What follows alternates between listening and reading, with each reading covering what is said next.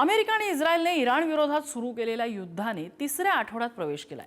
आपली महत्त्वाकांक्षी उद्दिष्ट साध्य करण्यासाठी युद्ध सुरूच ठेवायचं की या संघर्षातून बाहेर पडायचं, असे दोन पर्याय डोनाल्ड ट्रम्प यांच्या समोर आहेत। ट्रम्प चक्रव्यूहात सापडलेले दिसत असले तरी तूर्त लढण्याचा त्यांचा आक्रमक इरादा कायम आहे। इराण युद्धामुळे डोनाल्ड ट्रम्प चक्रव्यूहात। युद्ध सुरू ठेवायचं की संपवायचं याचं टेन्शन। ट्रम्प यांच्या समोर युद्धाबाबत काय आहेत पर्याय? अमेरिका इस्रायलच्या हल्ल्यांनी इराणचं सुरुवातीलाच कंबरड मोडलं, त्यामुळे युद्ध लवकरच संपेल असं वाटत होतं। पण तिसरा आठवडा सुरू असतानाही इराण लढतोच आहे। इराणचं सैन्य कमकुवत झालं असलं तरी अमेरिका आणि तिच्या मित्र देशांना इराणने मोठी आर्थिक किंमत मोजायला लावली। इराणने डझनभर देशांवर हल्ले केले आणि हॉर्मुझच्या खाडीतून वाहतूक रोखली। इराणच्या या रणनीतीमुळे जागतिक ऊर्जा बाजारपेठा अस्थिर झाल्या आणि त्याचे परिणाम वेगवेगळ्या देशात दिसले। युद्ध सुरूच ठेवलं तर अमेरिकन सैनिकांच्या जीवाला धोका आहे, पण मोठा आर्थिक खर्च आणि सहयोगी देशांशी संबंधित आणले जातील। अमेरिकेला युद्धात अडकवल्यानं ट्रम्प यांच्या पाठीराख्यांमध्येही चिंता वाढत चालली आहे। युद्धातून माघार घेणं असा पर्याय ट्रम्प यांच्या पुढे आहे, पण तसं केलं तर ट्रम्प यांचे युद्ध सुरू करतानाचे सर्व इरादे अपुरे राहतील। इराणमध्ये सत्तांतर घडवणं, इराणला अण्वस्त्र तयार करण्यापासून रोखणं, या उद्दिष्टांवर ट्रम्प यांना पाणी सोडावं लागेल। दुसरीकडे इराण सुरुवातीलाच घायाळ झाला तरी अमेरिका आणि मित्र राष्ट्रांचे अंदाज चुकवले आहेत। आतापर्यंत इराणच्या क्षेपणास्त्र साठ्याचा मोठा भाग नष्ट करण्यात आलाय। इराणची हवाई संरक्षण प्रणाली उद्ध्वस्त झाली आहे। इराणचं नौदल जवळपास निष्क्रिय झालंय। इराणवर जवळपास 40 वर्ष राज्य करणारे आयातुल्ला खामेनी यांच्या युद्धाच्या सुरुवातीलाच मृत्यू झालाय। खामेनी यांच्या जखमी पुत्रानं नेतृत्व स्वीकारलंय आणि लढाई सुरू ठेवण्याचा निर्धारही केलाय।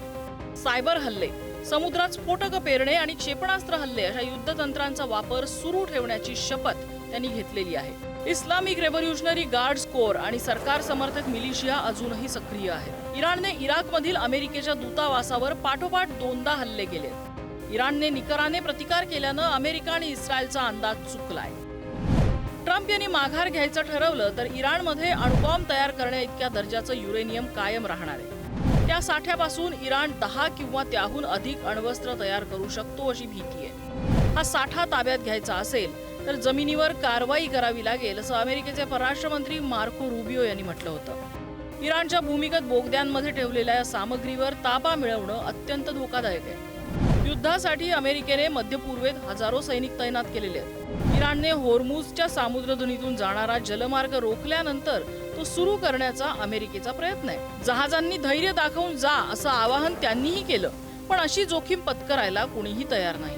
नौदलाच्या संरक्षणात जहाजांना बाहेर काढण्याचा अमेरिकेचा विचार असला तरी तो खर्चिक आणि धोकादायक आहे। त्यासाठी युद्धनौका पाठवण्याचं आवाहन ट्रम्प यांनी केलं खरं, पण चीनसह फ्रान्स, जपान, दक्षिण Korea, Britain, Germany, Canada, Italy या G7 देशांनी त्याला नकार दिलाय।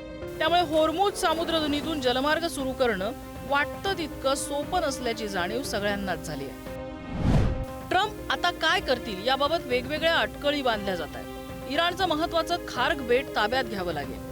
पर्शियन आखातातील तेल निर्यातीचं प्रमुख केंद्र अमेरिकेने ताब्यात घेतलं तर इराणच्या अर्थव्यवस्थेवर नियंत्रण मिळवता येईल। युद्ध सुरू होताना ट्रम्प यांनी 4 ते 6 आठवडे चालू शकतं असं सांगितलं होतं। त्यामुळे मार्चच्या शेवटी चीन दौऱ्यावर जाताना युद्ध सुरूच असण्याची शक्यता अधिक आहे। आता ट्रम्प यांच्या समोर 2 महत्त्वाचे निर्णय आहेत। इराणला काबूत आणायचं असेल तर अमेरिकेला इराणकडचं अणु इंधन जप्त करावं लागेल।